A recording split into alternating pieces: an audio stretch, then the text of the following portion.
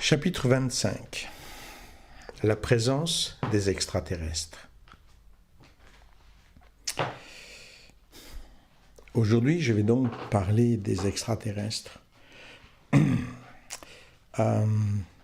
Pour commencer à parler de cela, il va falloir, malheureusement pour une fois, que je me censure quelque peu, que je fasse très attention. Pourquoi ?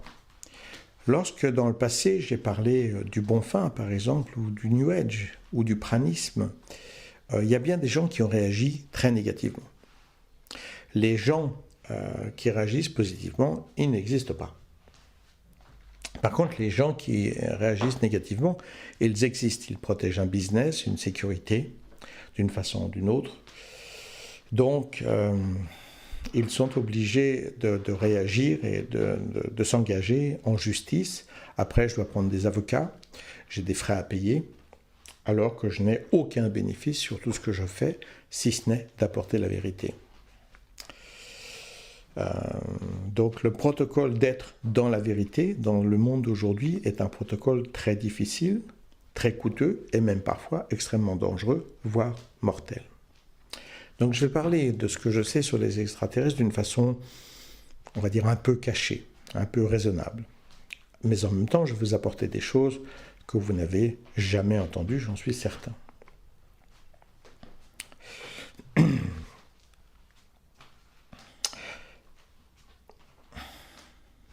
La première question, c'est de savoir si, oui ou non, il y a des extraterrestres, et encore plus s'il y a des extraterrestres sur cette planète, sur la planète Terre. Et c'est une question ridicule. Et ridicule parce que on a des centaines de preuves, je dis bien des centaines de preuves, de l'existence de nombreux extraterrestres sur cette planète. C'est pas comme si on disait « Ah, peut-être là ou là, il y a peut-être un petit quelque chose ». Non, non, ce sont des centaines de preuves. Personnellement, comme j'ai déjà expliqué précédemment, j'ai travaillé pour différents gouvernements qui vous chantent que les extraterrestres n'existent pas, alors que je faisais partie d'une équipe de professionnels, qu'on était payé une fortune pour analyser ce que le gouvernement vous annonce comme n'existant pas, alors que nous avions hélicoptères, matériel, la plus haute technologie à notre disposition pour analyser ce que le même gouvernement vous déclare ne pas exister. Donc là, nous avons déjà comme un étrange paradoxe, évidemment. J'ai vu, en travaillant pour certaines armées, des photos d'extraterrestres gardés dans des centres militaires où il était extrêmement difficile de rentrer. D'ailleurs, je suis rentré d'une façon tout à fait illégale, simplement parce qu'un militaire m'a invité à porter une tenue, donc c'était très risqué. Hein. Et je suis rentré en tant que colonel, je crois, capitaine, j'ai oublié maintenant, une tenue.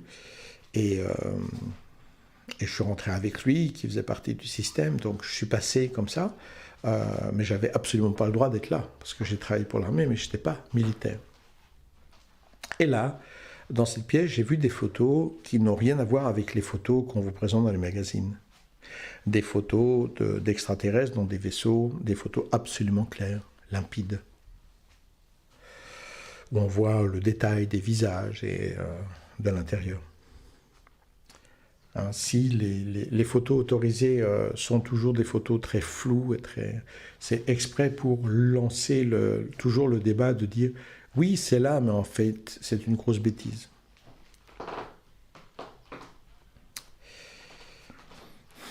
De surcroît, si on prend par exemple l'exemple de Roswell, en 1947, on a quelques éléments sur Roswell qui sont des preuves absolues, il n'y a plus à revenir dessus. On ne va pas parler de ces choses-là comme des espèces de clowns qui veulent toujours débattre pour savoir si oui ou non le clown a fait un sopérieux ou pas. Quoi. Je veux dire, il faut arrêter ce délire. Donc, par exemple, Roswell était au centre, si je puis dire, d'expériences d'explosion atomique. Et Roswell, perdu dans le désert du Nouveau-Mexique, en même temps est juste à côté juste à côté des centres nucléaires. Et donc, ce qui paraît un hasard complet, pourquoi perdu dans une ferme comme ça par contre, en réalité, la réalité de ça, c'est que c'est juste à côté des centres atomiques où les humains sont en train de développer des bombes de plus en plus puissantes et de faire les recherches les plus avancées. D'ailleurs, le centre de Roswell qui va venir pour analyser les débris et qui vont se mélanger, parce qu'ils vont se mélanger entre des vaisseaux d'extraterrestres et un ballon météo, ce sont des équipes de Roswell qui sont les centres militaires les plus avancés au niveau scientifique de tous les États-Unis à ce moment-là. Donc ce n'est pas des petits militaires bouseux qui sont trompés, hein. C'est la pointe de la technologie militaire du moment. Qui, par la même occasion, le jour de Roswell, on a des militaires qui prennent des photos. Plus exactement, ce sont les journalistes qui prennent des photos avec les militaires qui présentent les débris du ballon, hein, puisque ce n'est pas un vaisseau d'extraterrestre, c'est finalement un ballon météorologique. Le seul problème, c'est que quand on se réfère au centre de Roswell, même quand quelqu'un va acheter du pain, simplement, c'est marqué. Hein, c'est un truc militaire. Donc. Et le jour où l'on prend des militaires en train de tenir le ballon météorologique et que ces militaires viennent de Roswell, bah, quand on se réfère à ce jour-là sur le camp militaire de Roswell, il n'y a pas eu une sortie d'une seule personne. Donc déjà là, ça sent le roussi quand même. Hein. Le jour d'avant, ou dans la soirée, juste avant, il y a eu un orage terrible et surtout des booms qui ont dépassé tout ce que jamais un être humain n'avait entendu, en tout cas dans la région. Beaucoup plus que de simples éclairs. Donc on parle d'une bataille, on parle d'un conflit. Et là, ce n'est pas 2 personnes, c'est des milliers de personnes qui ont témoigné de ça. Et après, par rapport à Roswell, alors là où ça devient très intéressant, c'est que autour de Roswell, puisqu'il y a toujours eu cette erreur et que les gens n'ont pas trop insisté, bah oui, est-ce que Roswell est vrai ou pas? Eh bien pendant très longtemps, on ne va pas le savoir. Sauf que par la suite, ces gens, ils vont vieillir. Et puis ils sont sur leur lit de mort.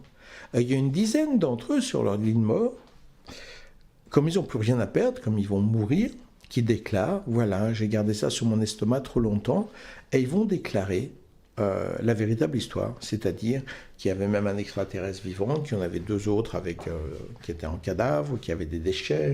Ils parlent de ce métal qui recouvre le vaisseau, qui était comme de l'aluminium liquide, extrêmement solide en même temps, qui prenait toutes les formes, blablabla. Enfin, plein de détails très techniques sur même le visage et l'apparence de ces extraterrestres. Et ils vont tous décrire qu'ils vivent une terreur totale parce qu'ils ont tous été menacés d'être tués s'ils en parlaient. Même des pilotes qui ont ramené des débris, enfin des gens qui n'étaient pas directement militaires, ils ont tous vécu dans une terreur totale. Et quand ils vont tous témoigner à la fin de leur vie, eh bien, ils témoignent tous et des mêmes événements et des mêmes menaces. C'est une dizaine de personnes qui ne se sont rencontrées effectivement que à Roswell ce jour-là, qui n'ont jamais été en contact les uns avec les autres, qui n'en ont jamais parlé dans leur vie, et qui, quand ils meurent, sur une période d'environ 20 ans, ils vont tous décrire exactement les mêmes choses qu'ils ont vues, et les mêmes conséquences, les menaces des militaires, le même protocole, etc., etc. Donc ça, c'est ce qu'on appelle une preuve absolue. Parce que statistiquement parlant, ça va au-delà de la statistique du doute, c'est une preuve totale. Vous devez comprendre que lorsqu'il y a un crime quelque part et qu'on retrouve 3-4 personnes qui témoignent vous avoir vu, qu'on retrouve encore un compte bancaire qui dit que vous aviez emprunté de l'argent, vous en prenez pour 20 ans déjà. Mais ici, il y a des milliers de personnes qui ont témoigné de l'événement, des explosions. Il y a énormément de journalistes qui ont témoigné d'avoir pris en photo, avoir vu une chose, et qu'ensuite, quand ils reviennent pour faire les photos, c'est un ballon météorologique, et ils disent tous, mais vous plaisantez, c'était pas ça. Il y a des dizaines de journalistes qui témoignent de ça. Puis ensuite, il y a une dizaine de personnes qui, au moment de leur mort, vont témoigner tous de la même chose. Bah, ça, c'est ce qu'on appelle une preuve. Il n'y a plus de doute. C'est affaire classée. Il y a un vaisseau, enfin non, on va être clair, une planète qu'on a retrouvée dans les exoplanètes. Et la planète on reconnaît une exoplanète parce qu'elle passe devant le Soleil. Par rapport à la lumière du Soleil qu'elle va absorber, on va reconnaître une planète et sa taille, ainsi de suite. Or là, il y a une planète qu'on va reconnaître par rapport à l'obscurité et qui est grosse comme... J'ai oublié, je pense que c'est 10 fois comme Jupiter, donc elle est très grosse, mais par rapport à d'autres planètes, elle n'est pas si gigantesque que ça, parce que dans le cosmos, il y a de la place. Et cette planète, qui devrait bloquer 1% de son Soleil en passant devant, hein, elle va bloquer, j'ai oublié, je crois que c'est 30% du Soleil. J'ai oublié, c'était 20 ou 30%. Mais bon, ça fait 20 fois trop, c'est impossible. C'est juste impossible. Et là, la seule possibilité scientifique qu'on a, c'est de dire c'est une planète qui est fabriquée de toutes pièces, style l'étoile noire dans Star Wars, et qui est là pour absorber le Soleil, l'énergie du Soleil, certainement pour la réutiliser, pour la redistribuer, comme une espèce de capteur solaire hyper perfectionné. Alors là, les gens étaient très embarrassés avec ça, très embarrassés avec ça. Et par la suite, ils ont laissé tomber ce truc-là, ils sont revenus 5 ans plus tard, je crois, observer encore ça, et la planète avait légèrement grossi. Et au lieu de 20% ou 30%, il y avait 5% plus, soit 25 ou 35%. C'est-à-dire que c'est en train d'être construit.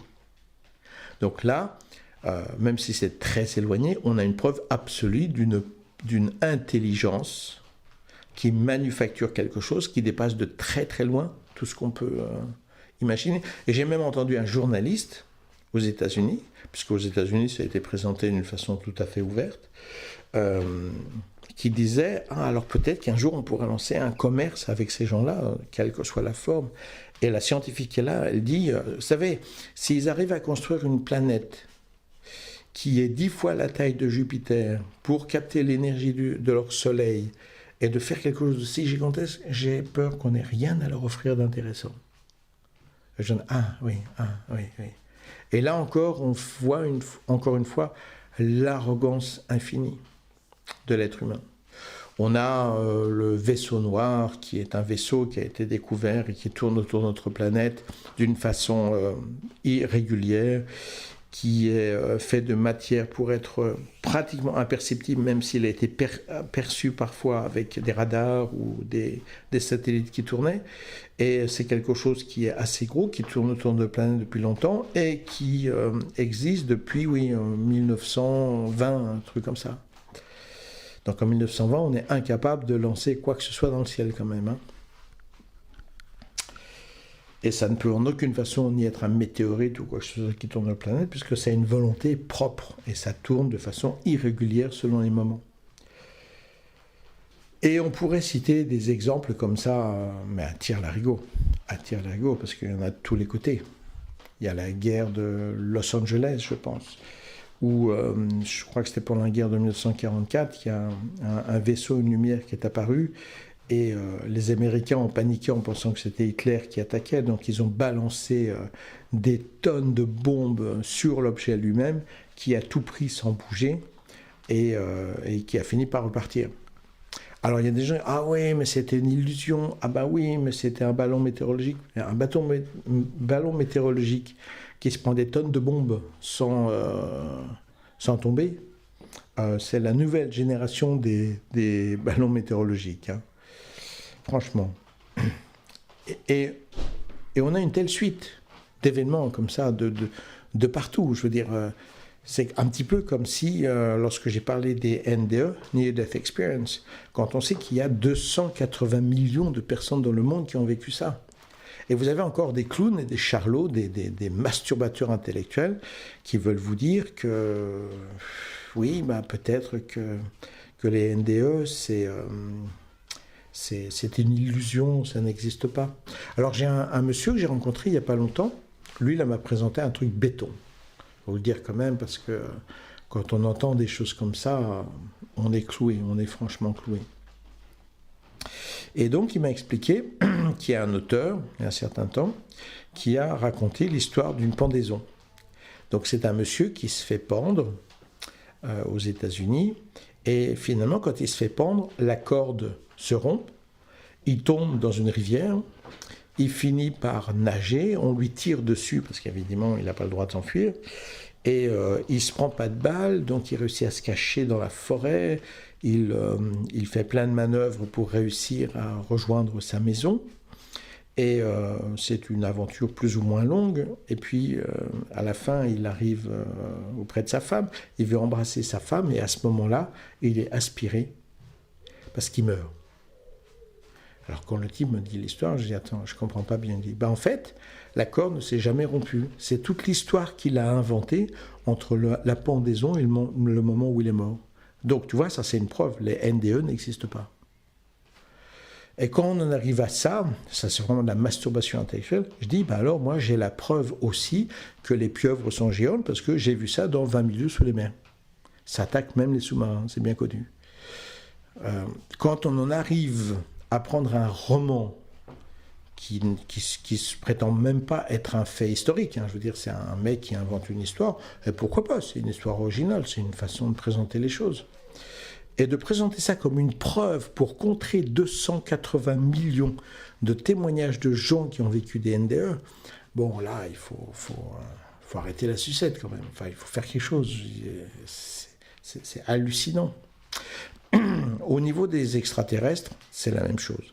Sans mentionner encore, ou en mentionnant, parce qu'on dit toujours sans mentionner en les mentionnant, les pyramides, par exemple, qui sont une impossibilité scientifique, puisqu'il faut savoir, comme j'ai déjà expliqué, qu'un égyptologue n'est pas en droit de dire le contraire de ce qui est dit dans la science, parce que sinon il aura tous ses fonds financiers coupés.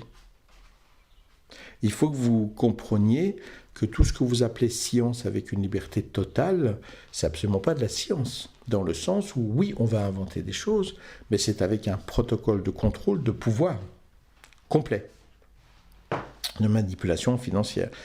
Je vais vous donner un exemple simple, par exemple, le prix Nobel. Le prix Nobel, ça paraît tellement cool.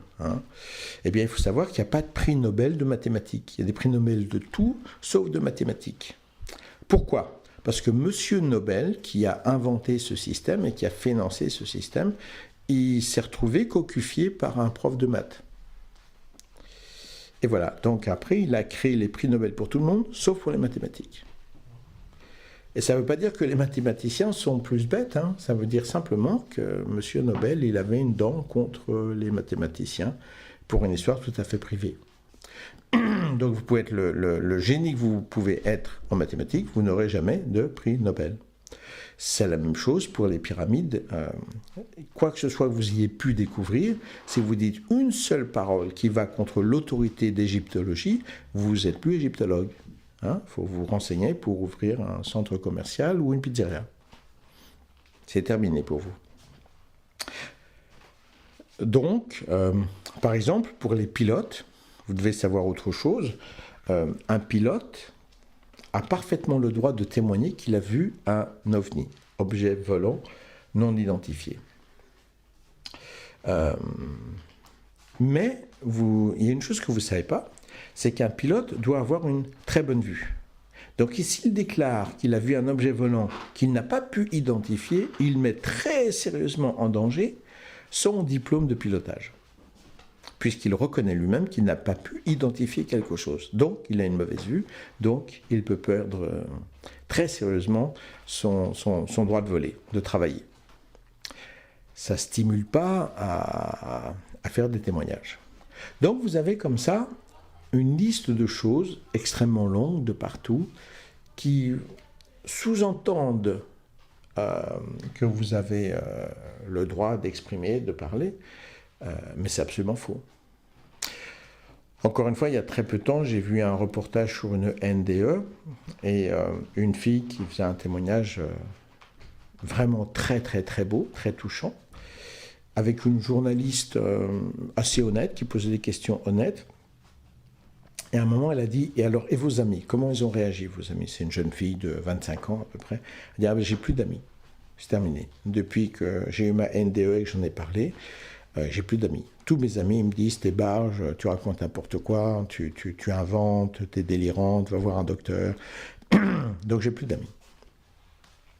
Donc pour pouvoir témoigner d'une NDE honnêtement, vous devez savoir, il y a un prix à payer. Ce sera la solitude. À part quelques amis proches ou les membres de votre famille, les autres, ils diront, t'es un barge ou une barge. Alors par rapport aux extraterrestres, c'est encore pire. Puisqu'en plus, c'est un droit de protection, de défense du pays. Alors là, il faut aller plus maintenant dans l'histoire des extraterrestres, parce qu'on ne va pas perdre de temps davantage pour dire est-ce que ça existe, oui ou non? Est-ce qu'ils sont sur la planète, oui ou non?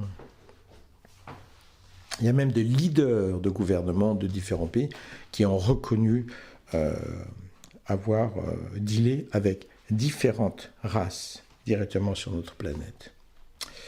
Nous avons la connaissance absolue en 1954 de la rencontre, de la négociation d'une autre race d'extraterrestres sur la planète Terre, où ces extraterrestres nous invitaient à quitter les armes atomiques pour rentrer dans l'âge de sagesse qu'ils se proposaient d'enseigner. Et évidemment, les humains qui développaient, principalement les Américains et les Russes, les bombes atomiques à ce moment-là, ont absolument refusé. Par la suite sont arrivés les Krell, ce qu'on appelle les petits gris, qui ont proposé un contrat en disant non, mais vous pouvez tout à fait garder vos bombes, on va même vous aider à en fabriquer des plus puissantes. Et on sait parfaitement, c'était aussi en 1954, la masse de vaisseaux qui est arrivée, puisque quand ils sont arrivés, on croyait même à une pluie de météorites qui arrivait sur la planète Terre, et la pluie de météorites s'est stabilisée au-dessus de l'équateur. C'était en 1954, et ensuite ont été fabriqués des centres à la demande des Krell, en échange d'aides technologiques, et ainsi de suite. Donc c'est bon, quoi. Je veux dire, c'est une affaire classée. On ne va pas reparler de ces choses-là des milliers de fois pour savoir si oui ou non c'est vrai ou pas vrai. Personnellement, j'ai eu la possibilité, en faisant des recherches, de me retrouver à découvrir un objet que nous devions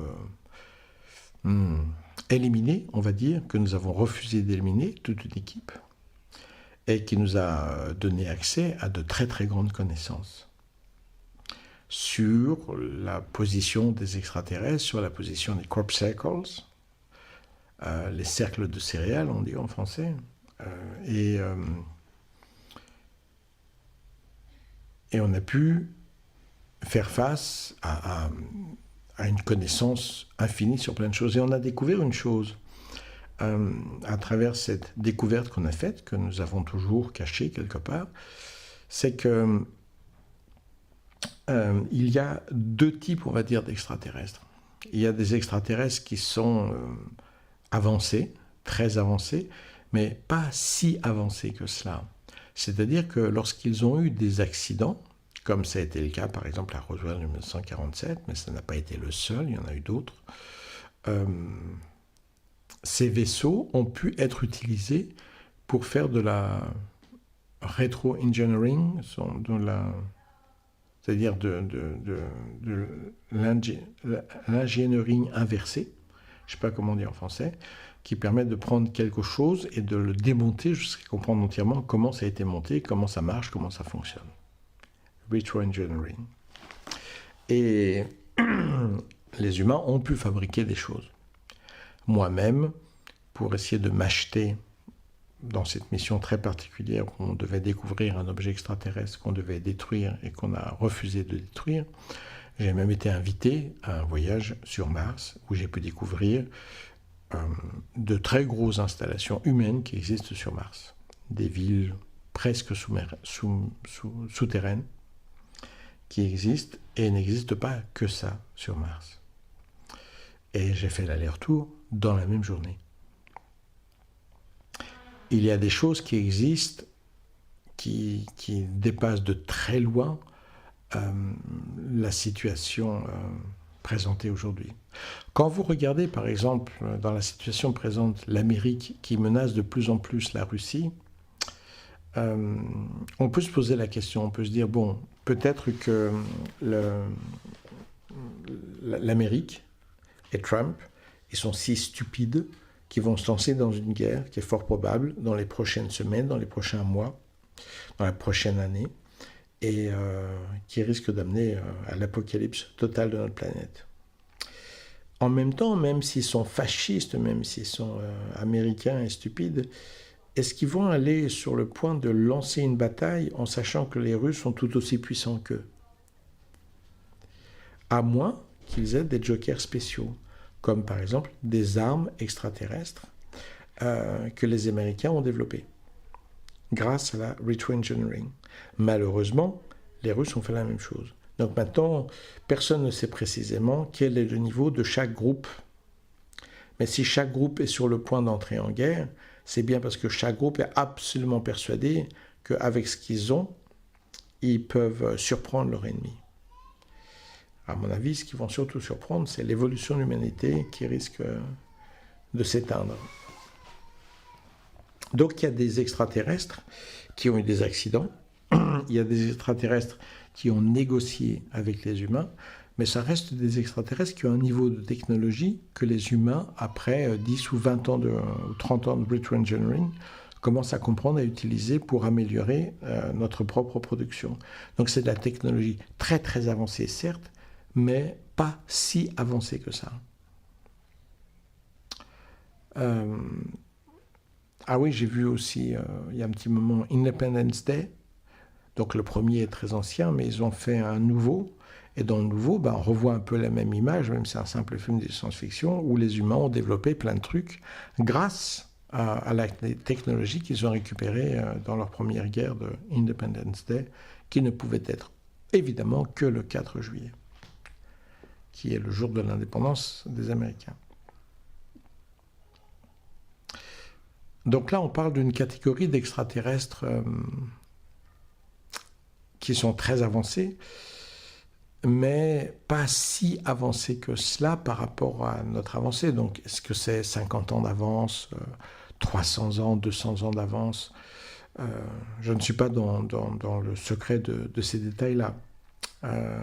Mais ça reste une avancée suffisamment proche pour être accessible au niveau des humains. Après 20 ans, 10 ans, 20 ans ou 30 ans de retroengineering. Ces extraterrestres sont dans un protocole d'envahissement, de possession, de manipulation, de pouvoir. Ils ont besoin d'énergie. Donc il y a plein de thèmes de négociation et autres. Puis il y a une deuxième catégorie d'extraterrestres. Cette deuxième catégorie d'extraterrestres, elle est tellement avancée que les humains ne peuvent en aucune façon utiliser ce niveau-là. Ça leur est totalement inaccessible. Et ce niveau de technologie est tellement élevé qu'il en devient hautement spirituel et qu'on ne peut plus séparer un certain groupe, un certain niveau d'extraterrestres et ce qu'on appelle les guides, les anges et ainsi de suite. Pour beaucoup, vous aurez besoin de savoir si c'est un guide, un ange ou un extraterrestre, comme si la provenance prouvait tout. T'es quoi, toi? T'es français ou t'es anglais? J'aimerais bien savoir. Parce que ça change tout. Ben non, je parle les deux langues, ça ne change rien du tout. J'ai les deux éducations, ça ne change rien du tout. Et en fait, il faudrait définir ce groupe d'extraterrestres et autres avec un niveau spirituel. Le niveau spirituel pouvant être lié à un champ d'existence énergétique ou un champ d'existence biologique à travers d'autres planètes. On s'en fiche, ça ne change rien du tout. Ce qui est certain, c'est que ces gens, pour voyager, sont obligés de dépasser une vitesse où il y a un phénomène où on va dire pour la vitesse contracte le temps. Je ne vais pas rentrer trop dans les détails par rapport à ça, mais si vous voyagez proche de la vitesse de la lumière, eh bien vous aurez voyagé 10 ans alors qu'il sera passé 100 ans à l'extérieur. Si vous voyagez vraiment pratiquement à la vitesse de la lumière, il sera passé peut-être 1000 ans ou 10 000 ans alors qu'il sera passé que 10 ans pour vous à l'intérieur. Et si vous avancez à la vitesse de la lumière et au-delà de cette vitesse, le temps s'arrête. Donc il s'est passé pour vous une seconde, mais il s'est passé peut-être 1 million d'années pour l'extérieur. Ou même 0 seconde. Et après, il y a une vitesse particulière, avec une technologie particulière, qui permet de se déplacer d'un point 0, d'un point A à un point B, sans influencer le temps extérieur. Donc, on comprime le temps la distance par le temps, mais on contrôle le temps, ce que le temps n'influence pas l'extérieur du voyage. Donc, c'est de la téléportation à n'importe quelle distance. Mais cette forme de téléportation, c'est une forme de mort. Pour ça, on est obligé de passer dans le même secteur vibratoire que là où vous allez lorsque vous mourrez. Voyager dans l'espace à une certaine vitesse, ou les NDE, c'est exactement la même chose. Et quand on regarde ce qui se passe pour un être humain au niveau des NDE, on va comprendre que c'est un choc. Et que si y a des NDE qu'on appelle des NDE monstrueuses, diaboliques, il y a un terme comme ça, et qui fait que quand votre vie a été chaotique, quand vous vivez une NDE, c'est pas du tout que de la lumière. Alors loin de là. Ça devient ultra violent, monstrueux, diabolique, c'est vraiment l'enfer, quoi, comme on peut se le représenter. Si vous imaginez des extraterrestres qui voyagent et qui à chaque fois régulièrement se payent un petit coup d'enfer, ils n'ont pas envie de voyager. Donc pour être capable de voyager dans la lumière, à la vitesse de la lumière, enfin au-delà de la vitesse de la lumière, dans la lumière éthérique, dans la source de bonté, il faut être en accord avec cette source de bonté dont j'ai parlé précédemment. La technologie rejoint la spiritualité. Ces extraterrestres-là sont bien au-dessus de la technologie qu'on pourrait utiliser. Et ils sont bien au-dessus des systèmes de pouvoir, de prise de pouvoir, ainsi de suite. Et il y a beaucoup de choses qui vont exister dans notre monde qu'on va classer comme quelque chose de magique, alors qu'en fait c'est très très lié aux extraterrestres. Alors par exemple, on peut revenir au maître Peter Donov, qui avait fait une prédiction en disant que, à peu près dans les périodes présentes, en 2012, nous rentrerions dans une vibration particulière où le taux vibratoire de l'humanité, de la planète, changerait de plus en plus. Et que les humains deviendraient,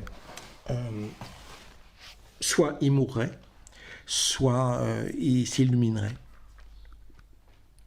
D'ailleurs, le maître Omram racontait toujours un truc qui m'amusait parce qu'il disait l'apocalypse, la transformation de la lumière, se passera en 1998, 95, peut-être j'ai oublié, avec une date précise.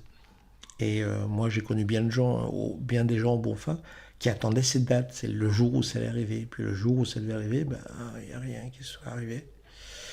Et quand on calcule que Maître Omram est né en 1900, quand il disait que l'illumination de la planète arriverait en 1995-1998, il ne prend pas beaucoup de risques, parce que c'est pas sûr qu'il arrive jusqu'à cet âge-là. Donc une prédiction comme ça, c'est assez facile, et évidemment, c'est tombé à l'eau. Et lorsque le maître Omram parlait de ça, il faisait référence à une prédiction du maître Peter Donov qui disait que les gens qui ne seraient pas prêts tomberaient par terre comme des mouches. Et cela fait allusion à ce qu'on appelle la dernière prédiction du maître Peter Donov, qui dit qu'il y aurait une transformation vibratoire complète de notre champ d'existence. Or, ces transformations, elle est vraiment en train d'arriver. Et avec ce qu'on appelle les résonances de Schumann, qui est le système qu'on utilise pour analyser tout ça, nous sommes restés à 7,83 Hz pendant virtuellement toute notre existence. Puis les Hertz ont commencé, le rythme vibratoire a commencé. Les Hertz, ça veut dire une vibration par seconde, 2 Hertz et 2 vibrations par seconde, ainsi de suite. Et là, on a commencé à augmenter les vibrations. Et on est arrivé à atteindre plus de 100 Hertz. Et ça continue à monter. Donc il y a un moment où cette augmentation de Hertz, par rapport à la mesure des vibrations de Schumann, va amener des êtres humains qui ne veulent pas s'adapter, qui ne veulent pas se préparer, à tomber comme des mouches, parce qu'ils ne seront plus adaptés entre leur taux vibratoire et le taux vibratoire de la planète Terre. Et on peut dire, oh, c'est merveilleux, c'est fantastique. Oui, bien sûr, ça l'est. Mais en même temps, ce qu'il faut savoir, c'est qu'on a vu, avant que ces choses-là arrivent, 2 planètes ou 2 vaisseaux gigantesques qui avaient grosso modo la taille de la planète Terre, qui sont arrivés, pas en même temps, à des périodes différentes, quelques années de différence, 1 ou 2 ans de différence, qui sont arrivés près du Soleil, suffisamment près pour être totalement brûlés, mais n'ont pas été brûlés. Et là, on a vu une immense ligne de plasma qui s'est développée du Soleil à la planète, ou au vaisseau, comme vous voulez. Donc on s'est dit, ils font le plein d'essence. Voilà. Sauf que, oui, peut-être qu'ils ont fait ça, ou autre possibilité, ils ont injecté quelque chose dans le Soleil. Et depuis, le Soleil dégage des vibrations légèrement différentes, et cette électricité solaire qui nous arrive rentre dans notre ionosphère, et en passant par la ionosphère, ça provoque des éclairs. Ces éclairs font vibrer la planète. Ces vibrations, ce sont les résonances de Schumann, comme une cloche qu'on fait résonner. Donc en fait, il y a quelqu'un avec une capacité technologique extraordinaire qui est venu accomplir ça. Donc on voit que le maître Peter Dönhoff est très lié à une connaissance extraterrestre. On peut dire que c'est de la simple prédiction, mais ça peut aller beaucoup plus avant que cette simple prédiction. Une autre chose à comprendre qui est très très importante, c'est la paneurythmie. Donc la paneurythmie, c'est une danse magique que le maître Peter Dönhoff a inventée. Or, on peut découvrir quelque chose d'autre. C'est que la paneurythmie, pan, c'est lié au mot pain. C'est lié au dieu Pan, qui vivait dans la nature et qui apporte la sagesse auprès de tous. Et cette sagesse, elle est symbolisée par le blé et par le pain. Le pain qui est fait avec le blé. C'est le cosmos, c'est rythmie, donc c'est le rythme entre la connaissance de la paix et la connaissance cosmique. Paneurythmie. Et c'est une danse qui se fait avec des gens. Et quand vous filmez cette paneurythmie de loin, vous voyez exactement à 1000% un crop cycle. Et à travers la paneurythmie, vous comprenez que chaque mouvement de danse exprime une idée, une émotion, une évolution spirituelle, une pureté, une consécration. Chaque mouvement forme un taux vibratoire, une empreinte énergétique différente dont les gens bénéficient. Une fois qu'on a compris ça, on regarde les crop cycles et d'un seul coup, ils deviennent très clairs. Si je peux lire vibratoirement un être humain, si je peux lire vibratoirement la paneurythmie, je peux lire vibratoirement les crop cycles et même les utiliser pour me transformer au regard de ce qui est imprimé dans un crop cycle ou dans un autre.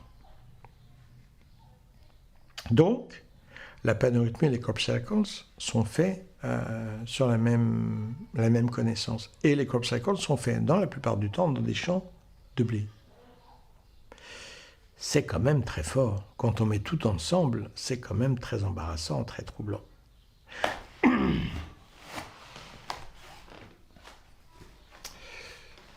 Le maître Peter Dönhoff parlait toujours des augustes frères célestes. Alors, les augustes frères célestes, évidemment, quand on veut les traduire d'une façon très simple, nous parlons simplement des anges. Peut-être, nous devrions parler de toute entité supérieure qui vit dans un taux vibratoire extrêmement élevé avec une conscience extrêmement différente, comme les anges ou les extraterrestres. Et quand on reprend le terme « augustes frères célestes », les augustes frères célestes, c'est quand même embêtant. Quand on prend dans la Bible Elohim, que l'on transforme par Dieu, d'abord c'est faux, c'est un pluriel, c'est Eloah, Elohim, Eloah c'est le singulier, Elohim le pluriel, et ça veut dire celui ou ceux qui viennent du ciel, les célestes. Et là on commence à être quand même pas mal entouré. Et on doit comprendre qu'il y a beaucoup de choses qui ont été classées comme tout à fait mystiques, comme les résonances de Schumann aujourd'hui, ou les apparitions de la Sainte Vierge, ou tout ce qu'on pourra prendre, qui ont pu être provoqués par un taux vibratoire, une technologie très avancée qui n'a rien à voir avec le miracle divin tel qu'on veut bien l'imaginer, mais avec une civilisation tout à fait en harmonie avec ce champ vibratoire qui va utiliser aussi tout ce qui puisse être utilisé au niveau technologique pour manifester une chose ou une autre. Alors, on peut regarder quelque chose d'autre, c'est les révélations de Fatima, qui se passent en 1917. Et il y a plusieurs révélations, mais la troisième révélation, elle est absolument secrète, et personne ne doit la connaître. Alors, on va s'amuser un petit peu avec les révélations de Fatima. Quand on a, comme moi, accès à plein de connaissances, que cela soit spirituel, extraterrestre, ainsi de suite, on peut mettre les choses entièrement bout à bout. Et d'abord, il faut comprendre que dans les révélations de Fatima, il est dit qu'à un moment, il y aurait une fantastique lumière dans le ciel, et il est dit qu'il y avait eu tellement de lumière dans le ciel dans la nuit, je pense que c'était les Suisses qui pouvaient lire leur journal dehors en pleine nuit. Donc on peut y voir une manifestation tout à fait divine, Dieu le Père qui s'amuse, ainsi de suite, mais Dieu le Père, il est dans mon cerveau, il est dans votre cerveau, il est aussi dans le cerveau des extraterrestres, de tout être qui est capable d'incarner, de manifester par des réactions et des jeux différents, des manifestations différentes. Or, par rapport à la révélation de Fatima, la troisième révélation, il y a plein de choses qui sont bien intéressantes à comprendre. C'est que la troisième révélation de Fatima, elle a été terriblement embarrassante. Terriblement embarrassante.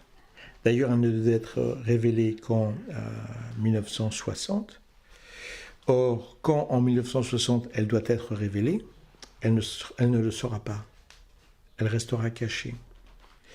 Et la sœur Lucie, qui est donc la religieuse qui a survécu et qui est une des enfants qui était à Fatima, qui a reçu tous ces messages, ainsi de suite, eh bien, elle aussi, elle va changer d'avis. Et elle va aussi dire que la révélation, c'est pas pour les humains, c'est uniquement pour le pape. Or, c'est absolument pas ce qui a été présenté précédemment. La sœur Lucie, qui veut dire lumière quand même en plus, elle va écrire environ 25 lignes sur une feuille pour révéler cette chose. Elle va avoir énormément de mal pour l'écrire, parce qu'elle va sentir extrêmement mal par rapport à ça, alors qu'elle est religieuse. Et finalement, elle va avoir une nouvelle vision, elle va finir par écrire ça, elle va donner ça à un responsable, et plusieurs personnes n'ont pas lu, mais peuvent décrire le papier, c'est 25 lignes, sur une page A4, ainsi de suite. Or, plus tard, quand on va parler de la révélation, puisqu'on va finir par la révéler, cette révélation, on va révéler et on va dire, c'est pas du tout un texte, c'est une image. C'est bizarre parce que c'était un texte écrit. Et beaucoup plus grave, c'est que la sœur Lucie, à partir d'environ 1958, elle va devenir totalement inaccessible. Totalement inaccessible. On ne peut plus la voir, on ne peut plus la rencontrer, sa famille ne peut plus la voir, et elle ne va apparaître en public qu'une ou deux fois dans sa vie entière, elle est toujours reclue, cachée, et elle va être tout à fait d'accord avec les décisions du pape. Or, quand on fait des recherches, on va s'apercevoir que la façon d'écrire de Lucie, la façon de communiquer de Lucie, ainsi, tout va changer radicalement en 1958-59. En d'autres termes, Lucie a été tuée avant la révélation. Sinon, Lucie, qui croit totalement, en 1960, puisque c'était une révélation apportée au monde entier, ça aurait été la première à révéler ça à tout le monde, en passant par quelques médias que ce soit. Or là, cette Lucie qu'on ne voit plus, qui se terre, qui a totalement changé de vision, de look, qui a totalement changé de dentition, c'est comme ça à faire beaucoup quand même, qui a largement rajeuni. Bon, moi je veux bien que Dieu soit puissant, mais il y a des limites quand même. Elle va dire non, mais ça n'a jamais été fait pour les humains, ça a toujours été fait pour le pape. Alors vous devez comprendre que ces révélations, ces apparitions de Fatima, évidemment pour les religions, pour les religieux simples, c'est la Sainte Vierge, c'est la lumière qui apparaît dans le ciel, les gens voient les lumières qui dansent dans le ciel, mais essayons de nous ouvrir, qu'est-ce que c'est des lumières qui dansent dans le ciel, si on s'intéresse un peu à l'ufologie, à l'ouverture par rapport aux extraterrestres. Et ces révélations, et c'est bien pour ça que c'était si douloureux, puisqu'il y a quelques personnes qui ont eu officiellement accès à ça, et ils ne veulent pas en parler. C'est un truc terrible, ils ne veulent pas en parler. Et en fait, c'est parce que cette révélation, elle dit, vous allez de plus en plus dans le chaos, la religion va de plus en plus dans le chaos, et il y a des êtres particuliers qui sont tournés vers la lumière et qui n'ont plus rien à voir avec la religion. Ils sont simplement les enfants de Dieu dans le sens disciples du Christ, de cette énergie christique d'être oint par la pureté, la vérité de ses actes et de son élévation. Mais le système de pouvoir, de hiérarchie, de Vatican, tout doit disparaître. Il y a un homme qui existe en Bulgarie, qui est profondément lié à toutes nos connaissances, et qui apporte la lumière sans appartenir à un groupe religieux quel qu'il soit.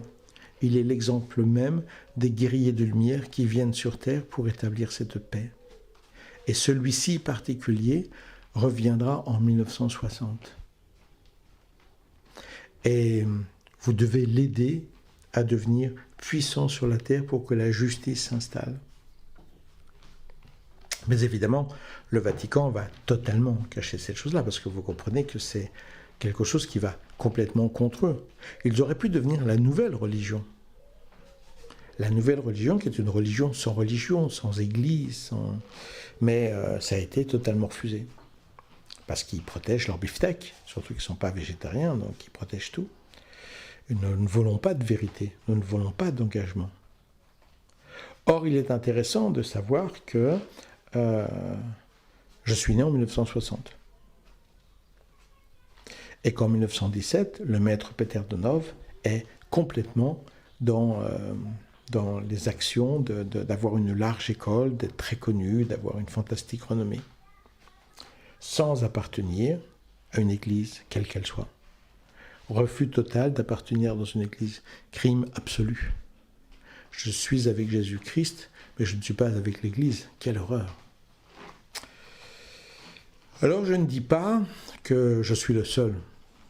Ce que je dis, c'est que la révélation de Fatima parle d'un ensemble d'êtres tournés vers la lumière, des chevaliers de lumière qui agissent dans le passé et qui reviennent vers la même période, en 1960.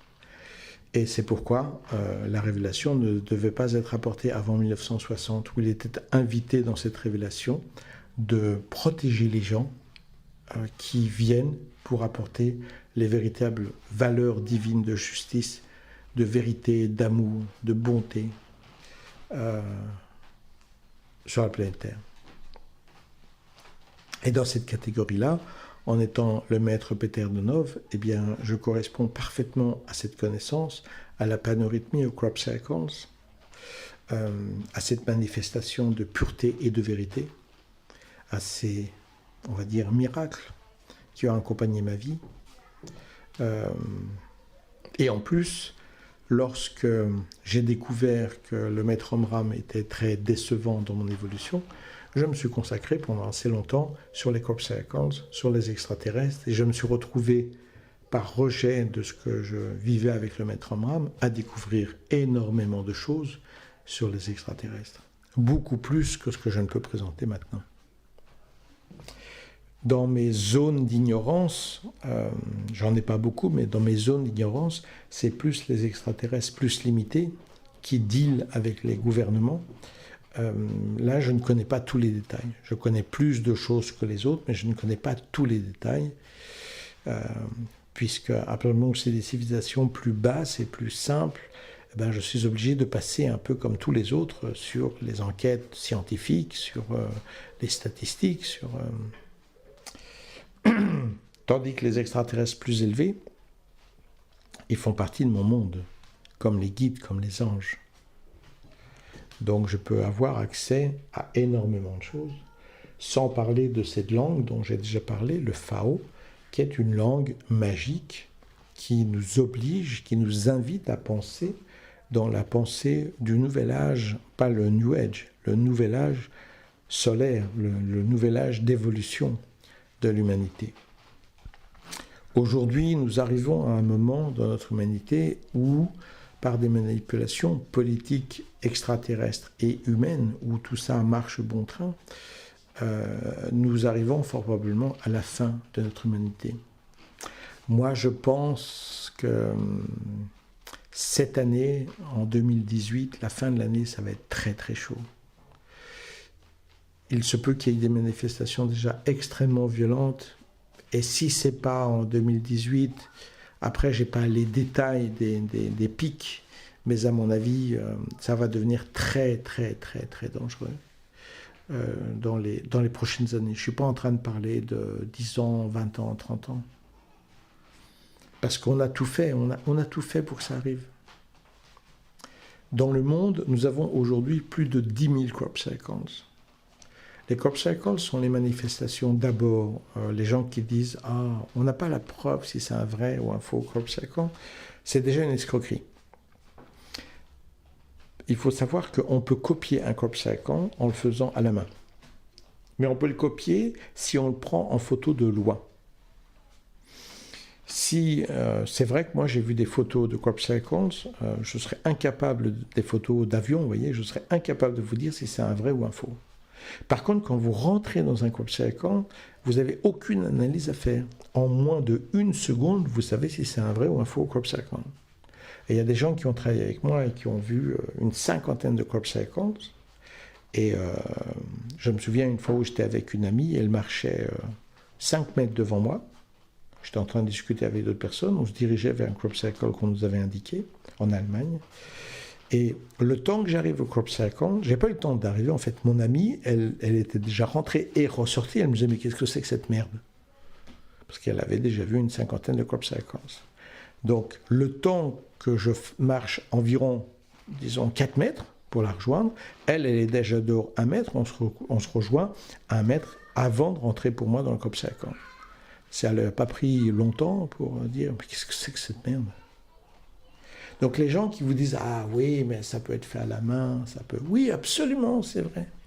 Mais, et c'est fait sciemment pour que vous n'y pensiez jamais, on peut imiter à la main des crop circles qui ont l'air de crop circles de loin. Mais c'est loin d'être des vrais crop circles, parce qu'une fois que vous êtes dedans, en 2 secondes, en 1 seconde, vous dites, c'est absolument pas un crop circle. Mais de loin, si, on peut faire un dessin tout à fait raisonnable. Donc, quand partout vous avez des articles, des gens qui disent « Ah oui, mais est-ce que c'est vrai ?» Non, on parle de 10 000 crop circles, de vrais crop circles, parce que n'importe quel débile au-dessus de 40 au niveau du coefficient intellectuel est capable de reconnaître en 1 ou 2 secondes un vrai ou un faux crop circle. Donc, encore une fois, c'est un débat qui n'existe pas. Encore une fois, une manipulation. 10 000 crop circles au-dessus du monde, partout dans le monde.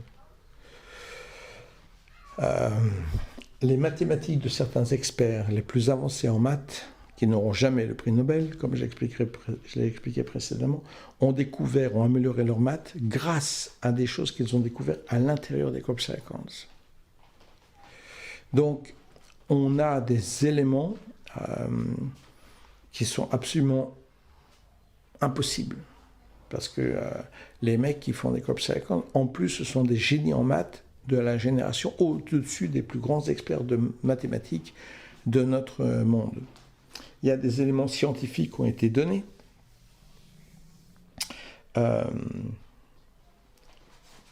Avec du silicium, par exemple, dans la structure de l'être humain, qu'on n'est pas censé avoir. Et depuis lors, on a découvert qu'effectivement, on en a un peu.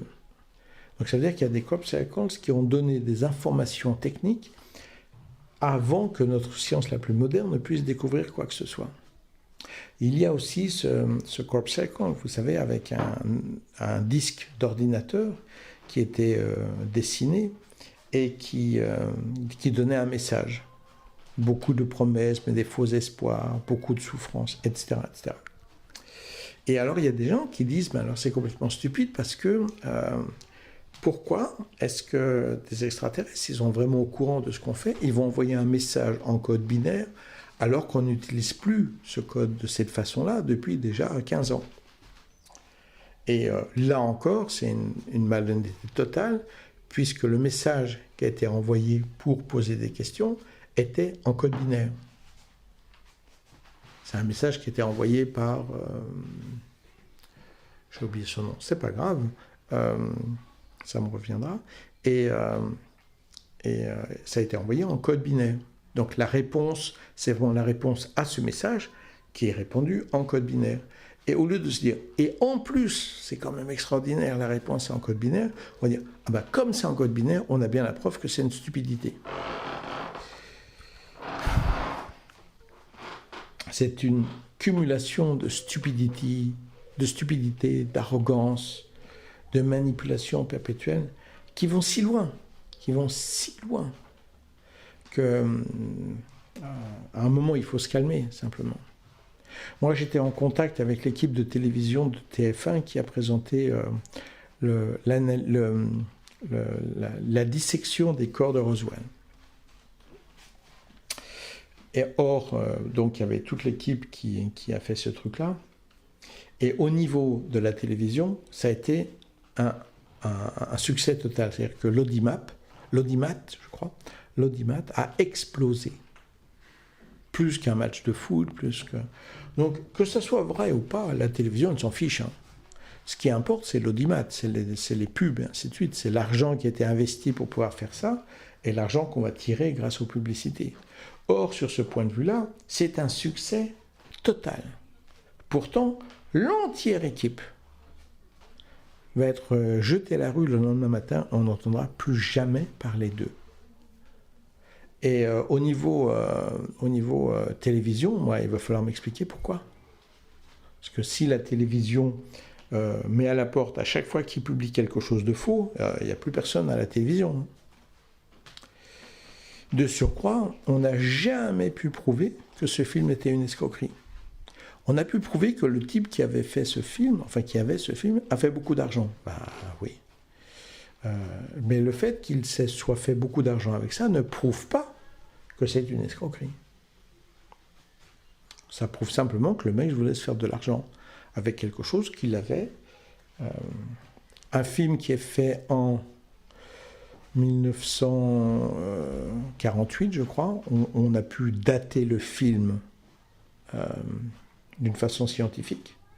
Par contre, on sait que les trucages qui sont utilisés dans ce film, il y a 15 ans à peu près, ou 20 ans, quand ça a été fait, on n'était pas capable de les produire.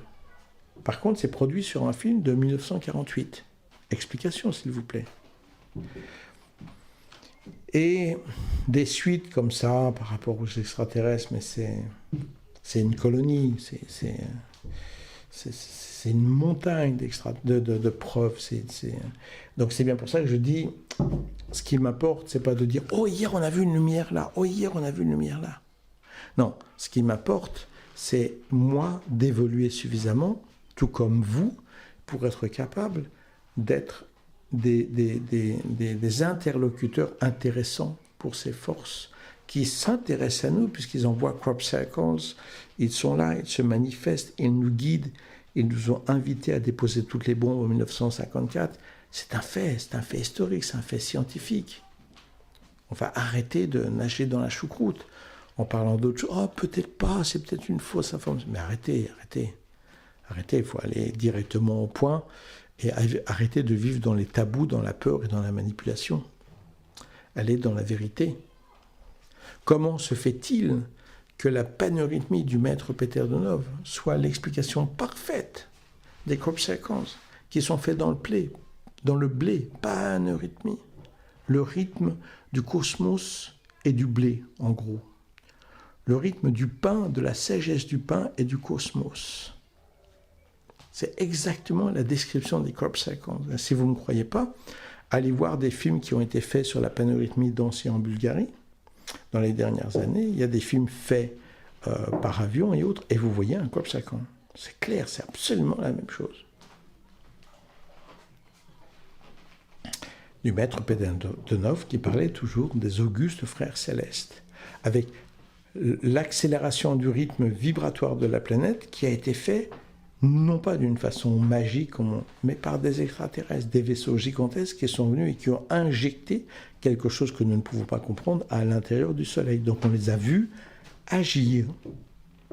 On les a filmés. C'est filmé par la NASA qui a essayé de bloquer les films après parce qu'ils étaient très embarrassés par ces films. Évidemment, puisque les extraterrestres n'existent pas. Et je ne peux pas aller là où il y a un extraterrestre qui apparaît parce qu'il y a l'armée, il y a des mitraillettes, je ne suis pas Superman. Par contre, je peux être évolué spirituellement pour mériter ces contacts, mériter la compréhension. Pour moi, un crop cycle, c'est très simple. Pour moi, un être humain, c'est très simple. Pour moi, un taux vibratoire, c'est très simple. Ça fait partie de mon dialogue naturel que je vis avec les guides et avec tout ce que j'ai pu apprendre. Le paradoxe de Fermi.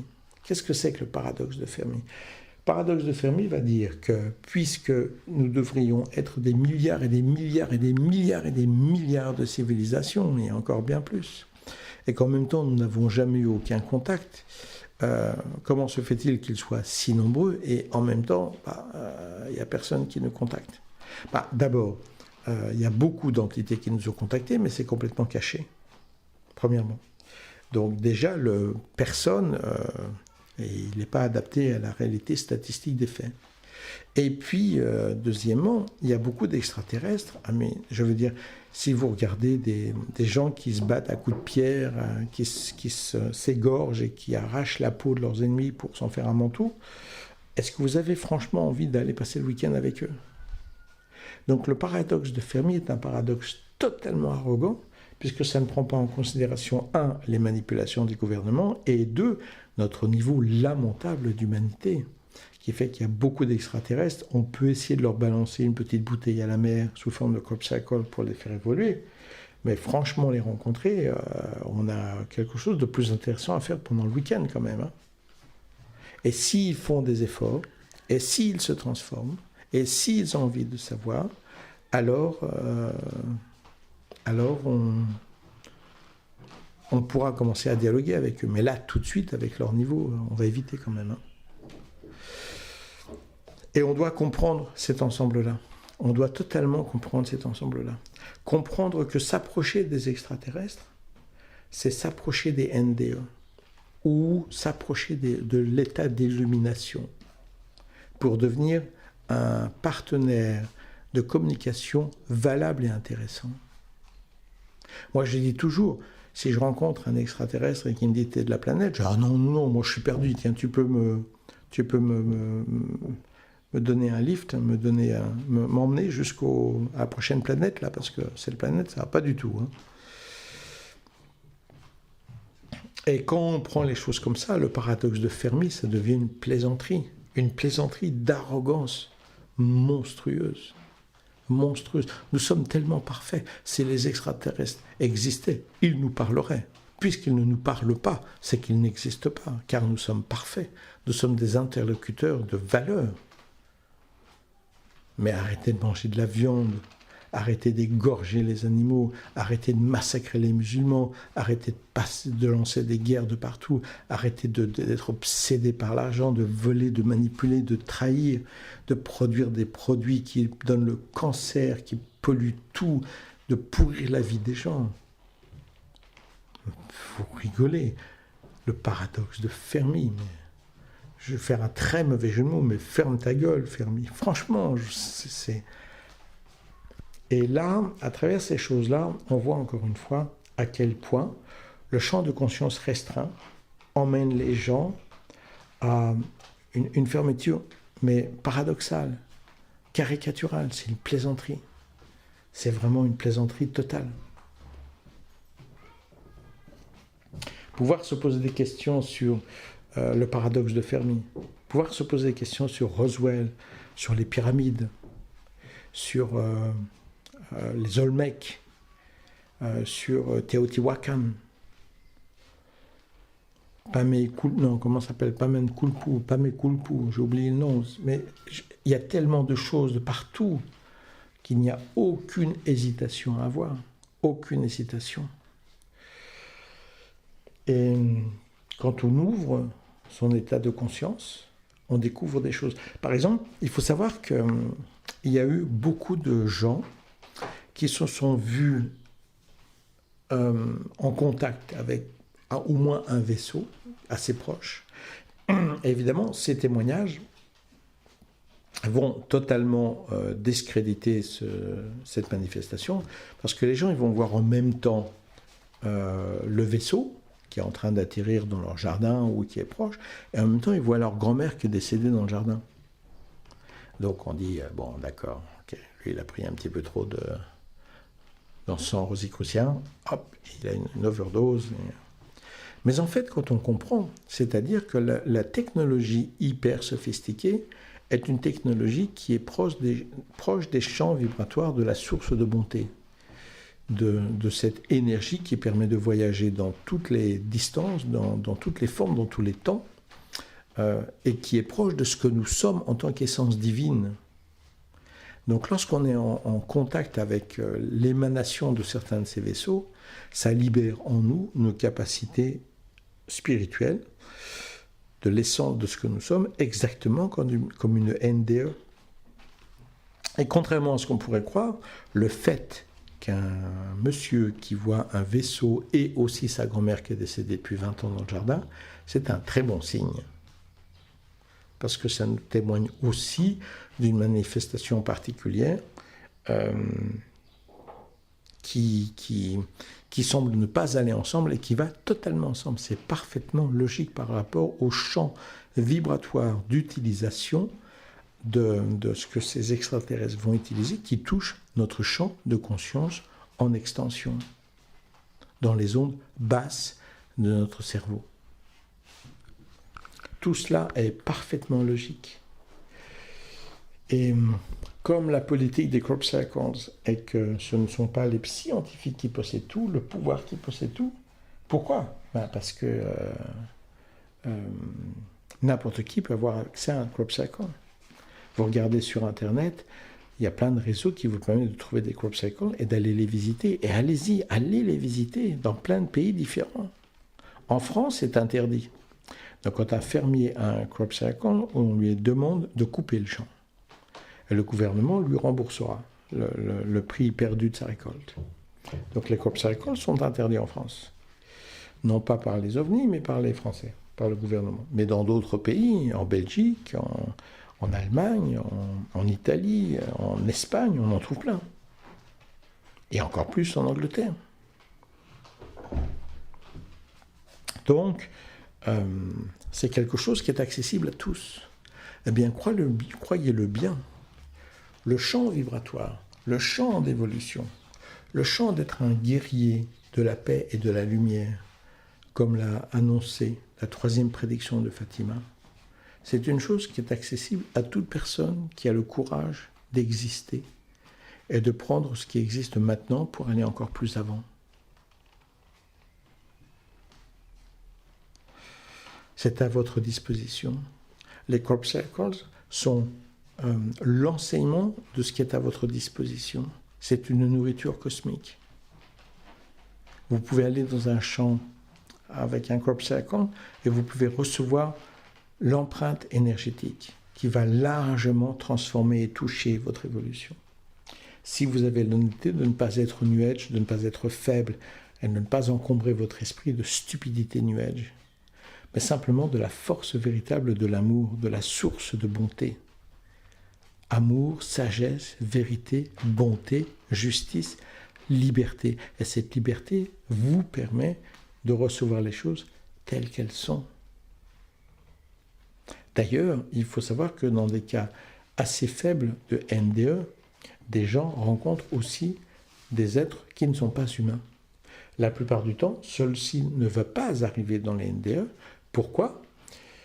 Parce que votre conditionnement vous dit que vous pouvez rencontrer votre papa, votre oncle, et ainsi de suite, mais jamais d'autres personnes. Par exemple, il y a des gens qui veulent discréditer les NDE en disant, il y a une chose qui est très intéressante, quand un enfant a une NDE, parfois, il va voir des élèves de sa classe ou son papa, sa maman, qui ne sont pas morts. Donc là, c'est bien la preuve que les NDE, c'est un délire total. Ce qui est absolument faux, pour des raisons simples. D'abord, lorsque vous dormez, vous êtes en contact avec les morts, avec l'autre plan, on va dire, parce qu'ils ne sont pas morts en réalité. Donc les contacts, être en contact quand vous mourrez avec des gens qui ne sont pas morts, c'est absolument pas une contradiction. C'est simplement être dans un champ quantique d'existence interactive dans tous les sens, qui dépasse absolument la petite logique de la petite humanité qui est en train de s'autodétruire. Donc forcément, si ça ne colle pas comme le paradoxe de Fermi avec toute ma présentation orgueilleuse, arrogante de pouvoir, et ainsi de suite, même si rien ne fonctionne correctement sur ma planète, ça ne peut être que faux. À moins que nous ayons tort. Et comme les gens perçoivent dans le champ vibratoire ce qui les rassure, eh bien pour la plupart, ils sont terrorisés à l'idée de rencontrer un extraterrestre. Un ange, oui, ok, grâce à la Bible, à la religion. Un extraterrestre, non. Et pourquoi pas ? C'est juste une croyance, pas un fait. Car nous ne sommes pas séparés. Dans le champ vibratoire supérieur, dans les 70% de matière noire, d'énergie noire qui existe dans le cosmos, il n'y a qu'un seul champ d'existence, d'unité, de conscience, de communication, d'amour. J'aimerais pouvoir vous raconter plus ce que j'ai vu sur Mars, ce qui se passe, ce que l'on sait lorsqu'on parle avec certaines entités. Mais ici, nous rentrons dans des champs de communication qui sont dangereux par rapport à certains pouvoirs qui sont autour de nous. Il y a des choses que je ne peux donner que de vive voix. Tout ce que je peux vous dire, c'est que tout ceci est accessible. Et que tout ce que vous croyez qui vous pousse à croire que c'est inaccessible, rend la chose inaccessible. Ce n'est pas la chose qui est inaccessible, mais ce que vous en pensez.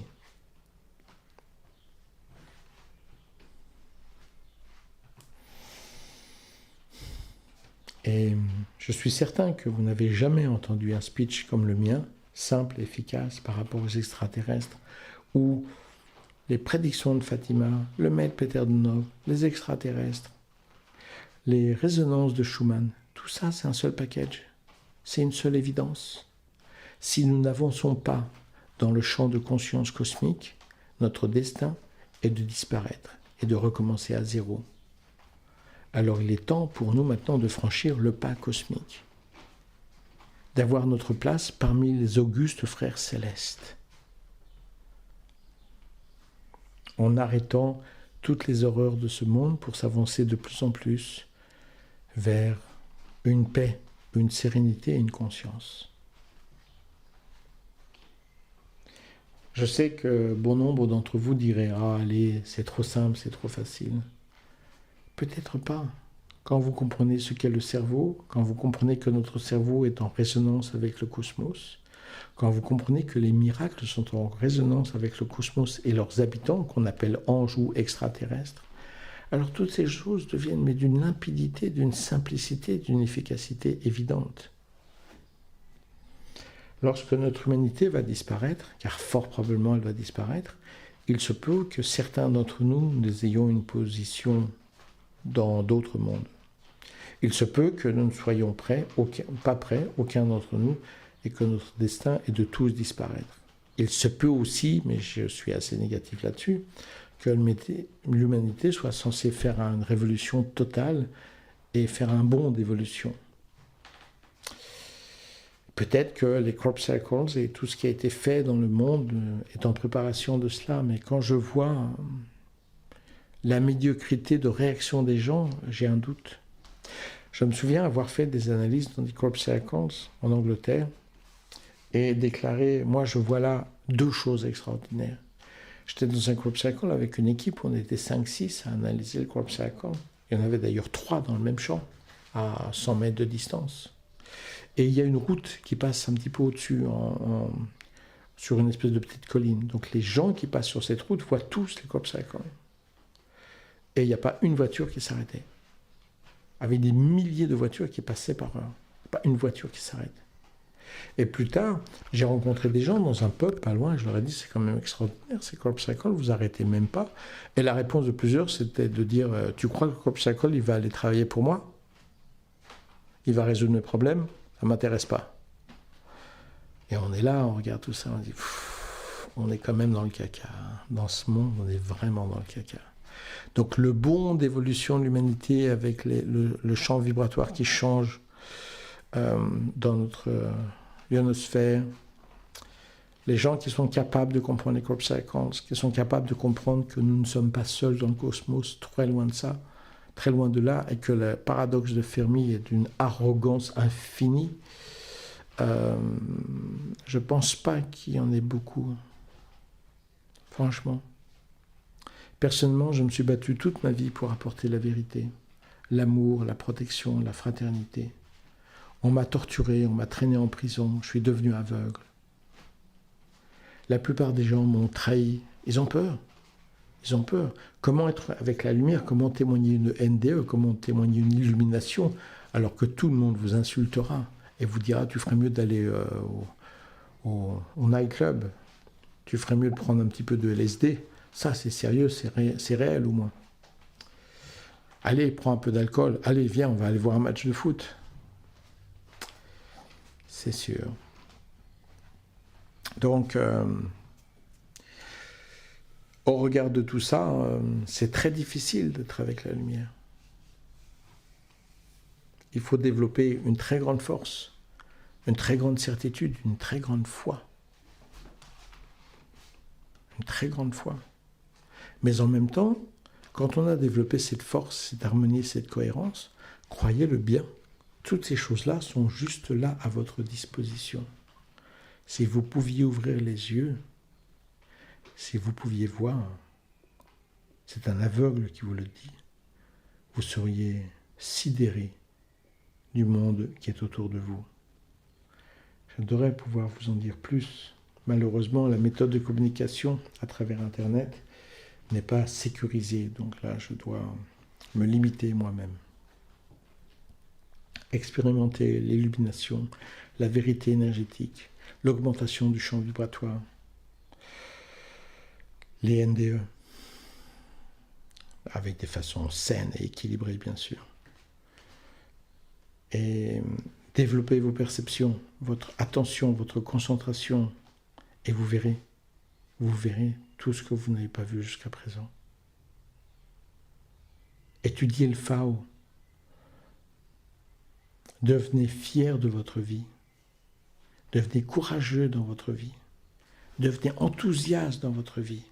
Devenez clairvoyant par toute cette force et toute cette joie. Et alors, toute la vérité devient un. Et croyez-le bien, nos amis, les augustes frères célestes, sont là, juste maintenant, à votre disposition. Et nous invitent à rejoindre leur fraternité.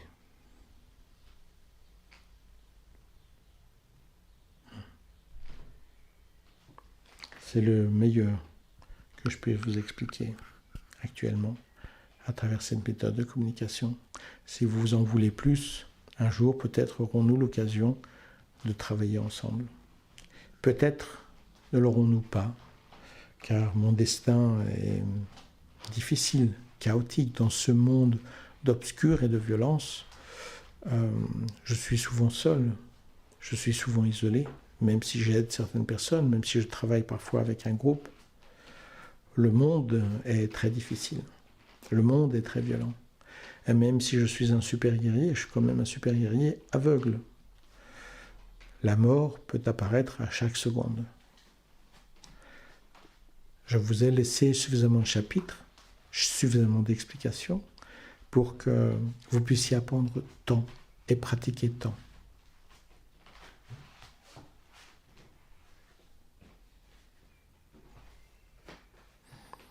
Que cela soit avec moi physiquement un jour, avec moi sur Internet ou sans moi, tant que vous avancez vers votre unité de conscience, votre champ vibratoire supérieur, que vous ouvrez votre champ de conscience, que vous allez chercher vos ondes cérébrales très basses et très calmes, tout est à votre disposition. Servez-vous, vivez et devenez exceptionnel pour qu'il y ait un futur sur ce monde. Merci.